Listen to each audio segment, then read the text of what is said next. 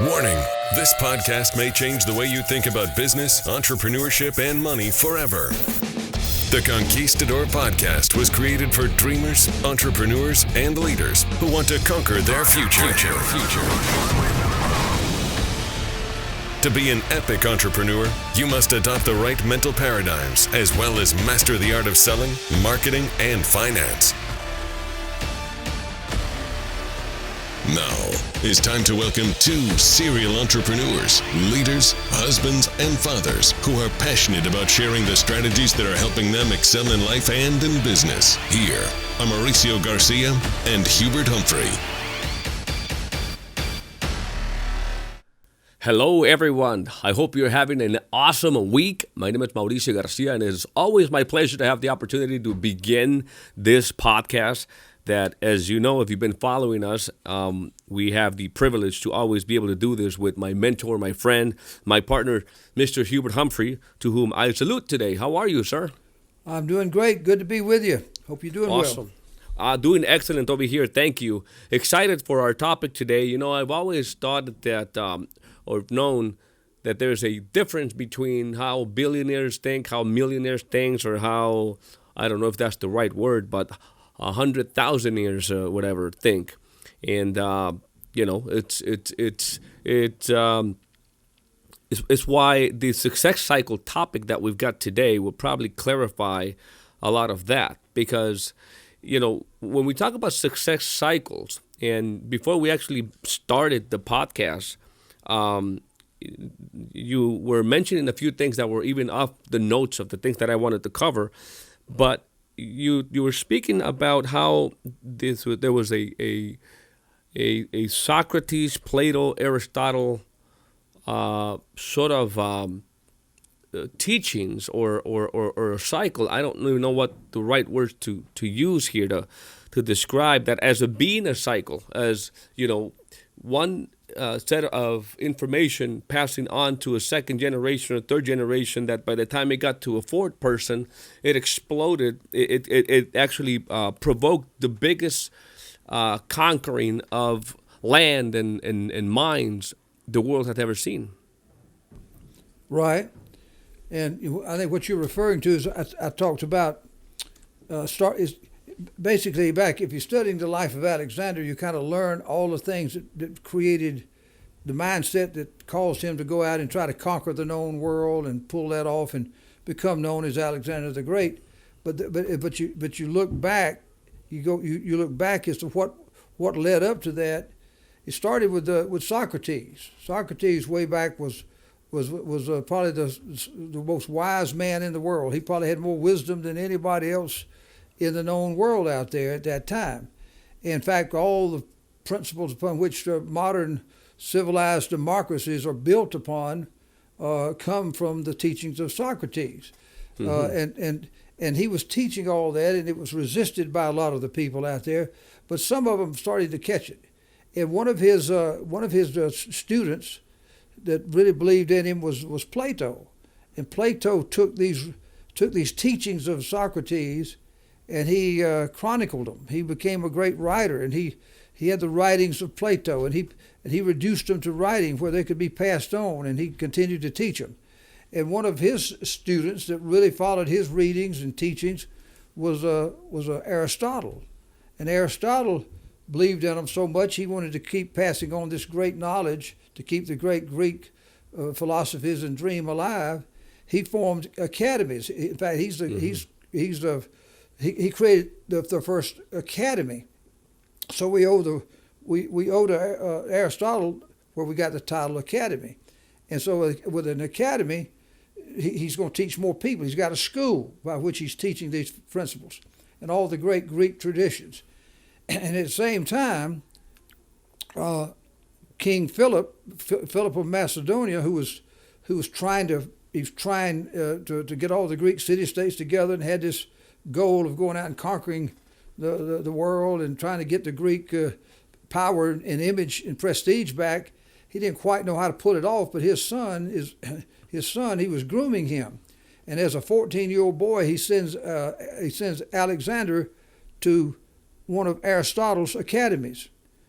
and he goes in and learns all these great Greek traditions and all the writings, and then he got to read the Iliad and the Odyssey, and he got to study all these great, not only the great principles, but he read about all these great heroes, Ulysses and Achilles and all these other great Greek heroes that they wrote about, and he dreamed of one day being famous like them and doing noble things like they did, and so it inspired him. So the message there is, if you can drive a leg 4 deep, if you can go from Socrates to Plato to Aristotle, you might find an Alexander and conquer the world. And I teach people in our business, when you recruit somebody, don't just think about the person you've recruited. Help them recruit people who recruit people who recruit people. Mm-hmm. And next thing you know, you might reach that guy that could conquer the business world. You never know. Somebody recruited some people who recruited some people who recruited some people. And most of my big superstars came because of going taprooting several deep down like the Socrates, Plato, Aristotle principle. So that's one way of looking at it. But another way of looking at it is the way I look at it in my business here. I go study big business people, and then I find out about what they studied.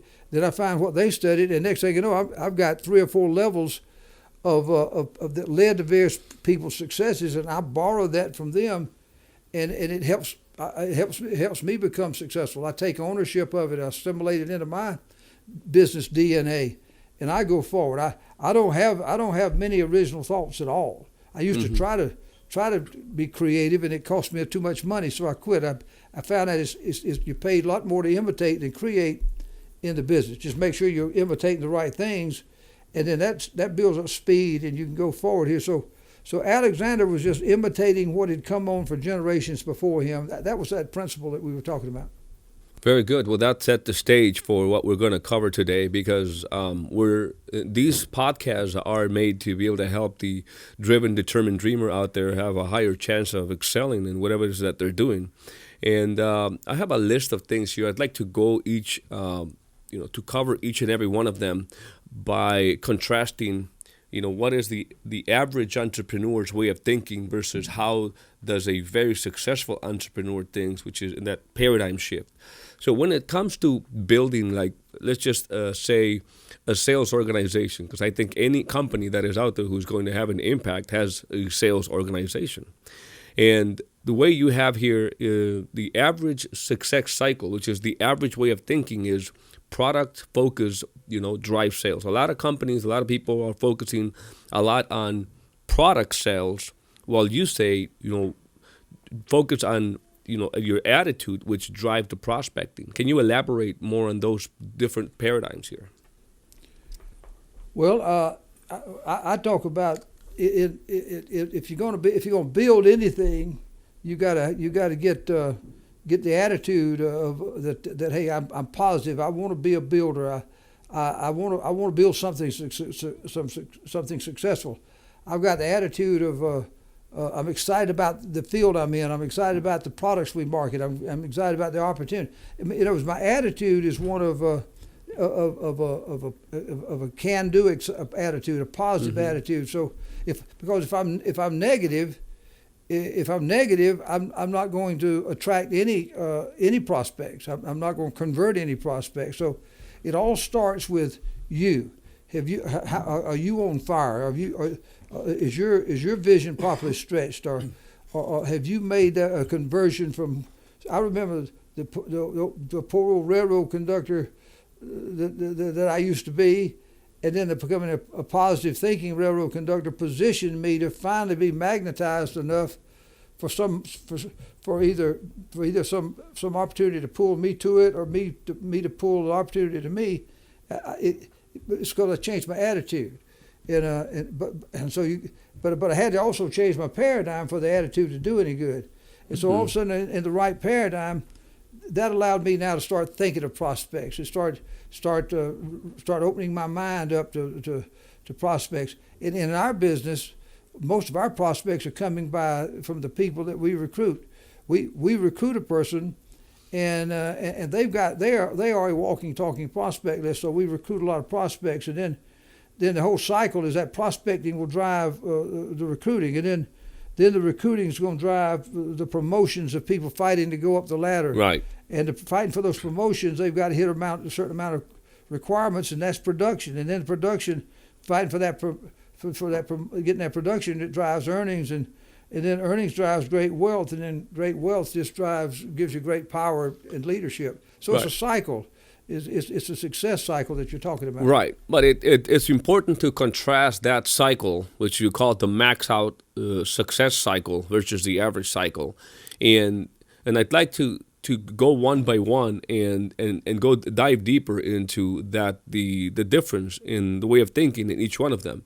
So the next one basically is, sales drives average production. So most people that go in sales, just like I did when I first got into the insurance business, I was really just focused on getting the most amount of sales, obviously to earn the recognition on Monday morning about me driving the most sales. But you say prospecting is what should drive recruiting, and I know that we're speaking probably more specifically to a business model that you've built with A.L. Williams, WMA, now WFG, which is really it's focused in recruiting, because like you said, every recruit is also a consumer, not only a distribution channel, right, an outlet, but it's also a consumer. But this to generate the epiphanies necessary here on people who are listening to us today is, what's that difference in just focusing on sales versus focusing on recruiting? Well, it depends upon it just depends upon what your ambition level is. If you're focusing on sales, you automatically have got some limit. I don't care how good of a salesman that you become, and in what industry you happen to be in, and what product you happen to be selling. There's only X amount of sales that you're going to be able to generate in a given day, given week, given month. And the more ambitious you are, the more aggressive you are, obviously you can sell more. And sometimes you're selling a bigger ticket item, which requires less sales because you're making more money per transaction. But you still got a cap on that. But if you happen to be in a model that allows recruiting, you're leveraging a whole lot more people's efforts, and you're overriding a lot more people's efforts. And I just learned a long time ago that multiplication is a whole lot faster than addition. And addition is what you're doing when you're doing just personal production, personal sales. And so I've always been one to just want to focus more on. I like to go where the odds are. I like to play where the odds are in my favor. I like to go where there's least resistance to in my path to success. And I know that if I'm in my business, for example, where we're trying to recruit, the millions and millions of people out there that we can see would be more excited about somebody coming to show them how to make money as opposed to coming to just sell them something to start with. Mm-hmm. And we found that if we lead with the bait of an opportunity, we get to see more people. And as we recruit them, those people also now become a client, because they were going to be a client anyway, but we just sort of aim at the heart instead of the head first. It just happens to be in our model. Some people don't have that model. But even at that, you got to have a good attitude to be magnetized and be able to influence people to find prospects, to see prospects, and then to convert the prospects into either a client if you're just in a linear business.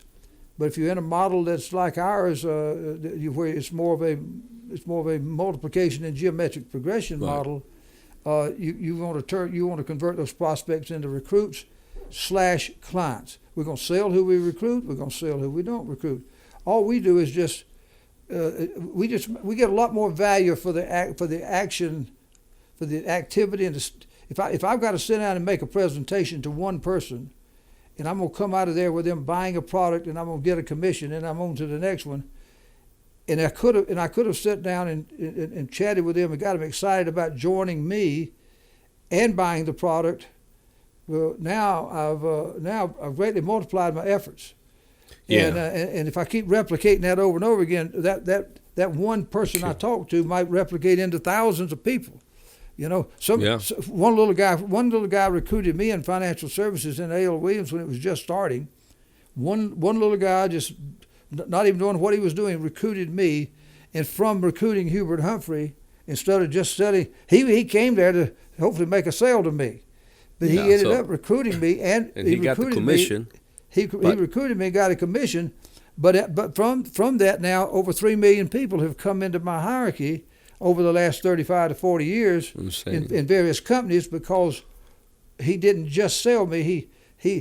I'll grant you, he accidentally recruited me. But whether he did it on purpose or accidentally, I got recruited in an opportunity, and I was much more valuable as a recruit than I was just as a limited client. Yeah, I think anybody can see that, exactly. And therefore, most sales organizations probably are operating on what we call the average success cycle, which is, you've got a manager sometimes who's leading the team of people that are going out there and getting some sales. And you say, if you get the people to think as recruiters and builders, well, they're going to find a lot of people like Hubert that could bring dozens of thousands, hundreds of thousands, and that would, as a result, get more sales overall. So you have something here to differentiate between, an average manager, or specifically the way it's written, it says average promotions build average managers, while, production or promotions drive production. Mm-hmm. Right. So I'd like you to elaborate more on, the way that you promote. It does something in the psyche of people that operate in your world, in that way of thinking, where they're fighting for the promotions, and as they fight for those promotions on those guidelines, as those more production is generated than if you have just a regular sales team that is managed by one person. You know what I mean? Like there's a big difference between the two. But I'd like our listeners to differentiate the two type of organizations so that they can identify what paradigm they're operating under. Well, most people that are in direct sales organizations, whether it's in financial services or not, are they're product driven, they're quota driven, they are territory driven. They've got a lot of little finite rules that they're operating by, mm-hmm. and whoever their manager is, while every sales company has a little incentives here, they'll have a recognition here or there. They're going to have a little trip here or there. Any sales company has has a little recognition and promotion, but in our business, it satisfies a basic need. Everybody, I found out a long time ago, people will fight more for recognition if it's done right than they will literally for money. But in our business, we get to play off of that and everybody wants to be significant. Everybody wants to rise up and do more. They'd like to be able to have a higher level of recognition in front of their peers. They'd love to be able to have a little higher contract level that goes with that. They want to do all that, but and at the same time, they want to make more money. They want to keep going and doing it. And then if they can get the people on their team harnessed up under them, fighting for their next promotion, well, then that's going to drive the bigger guy's promotion. And so, mm-hmm. and everybody's all sequenced together. And our system allows all the overrides to come off of all these people that you're recruiting and building up under you, which a guy in personal production. The one thing that a guy in personal production doesn't have, that we have, if you want to take one word, is overrides. And overrides are a powerful army. I was back in my day when I joined in January of '78, and the A.L. Williams business was just getting started.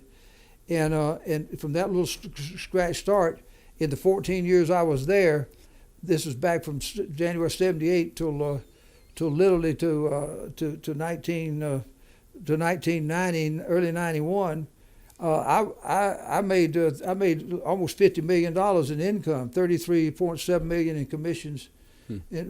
Actually, it's all overrides. $250,000 came to me on personal commissions. Yeah, I was going to say, how do you do that writing term policies personally? Well, I didn't do it. But I recruited. overrides. You clarified. I had overrides and built a large team of overrides.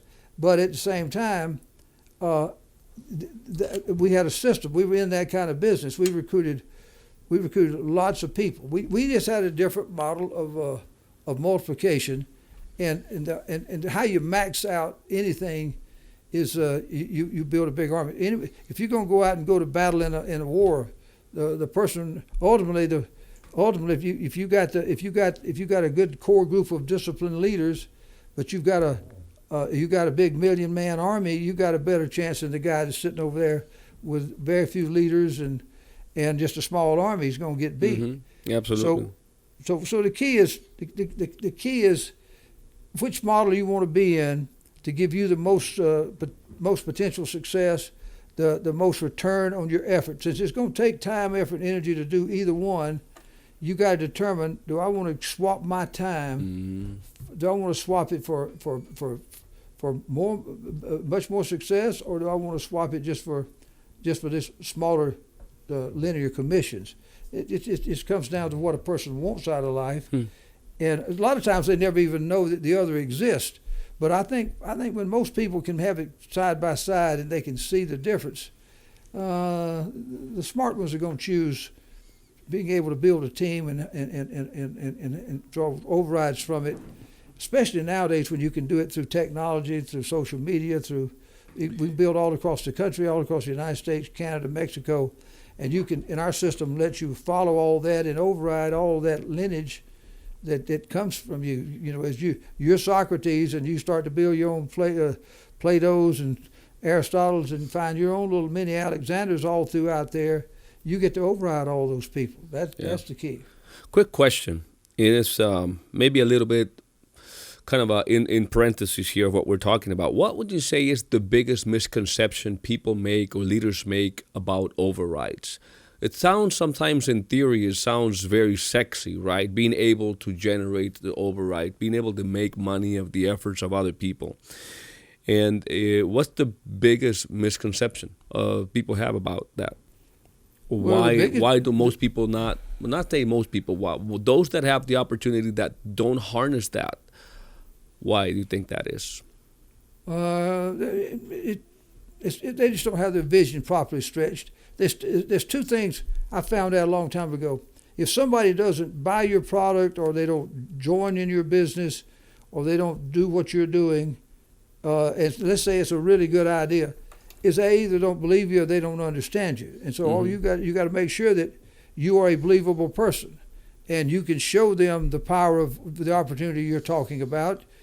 Preferably, if you are a do-it-first leader, you can show them the success that you have, the tracking that you're on track for success. And then as far as the understanding it, most people have just not taken the time to look at it. They'll jump to. They've never been trained to think about recruiting people or building teams. Most people have come out of a job background, an employee background, and very rarely is recruiting required in that world. The one thing that helped me really get clarity on that is that you get overrides not just for recruiting somebody, but for leading them. And I think that's where a lot of the leaders trying to build an organization like that is where we make the big mistake. Is about leading them.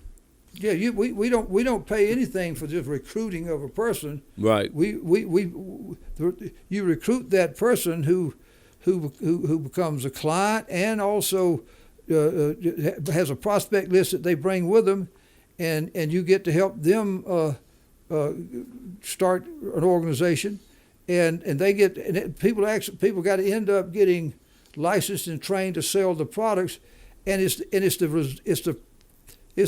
the production that comes from the recruit that you're overriding. You're not overriding the recruiting. I don't want to be in a business where you're making money just to recruit. That's not the business I'm in. I've never been in a business like that. But all we're trying to do is it's just like if you were running a sales force or an agency. That's all we do. We're bringing a bunch of people into a highly regulated industry.